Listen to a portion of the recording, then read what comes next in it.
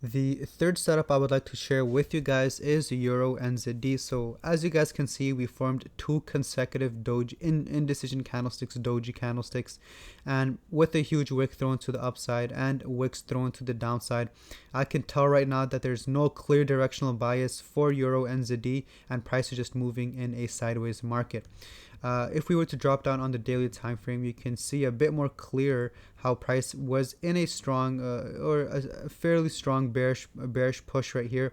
But then after price reached the low of 1.78500, price started to move sideways with price coming back up to retest 1.83, coming back down, and just starting rebounding off of our resistance and holding support at this zone right here.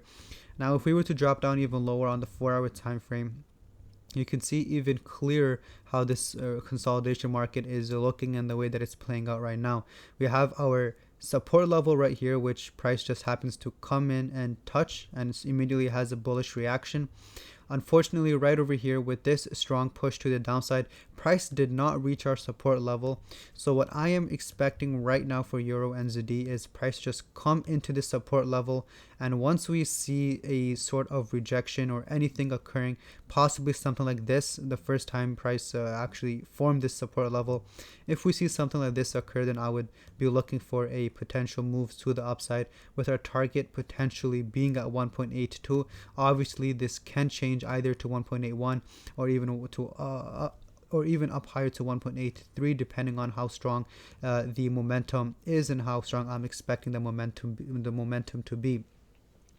Now, other than that, if price happens to continue to push to the downside, as I mentioned before, we are in a fairly strong bearish momentum overall.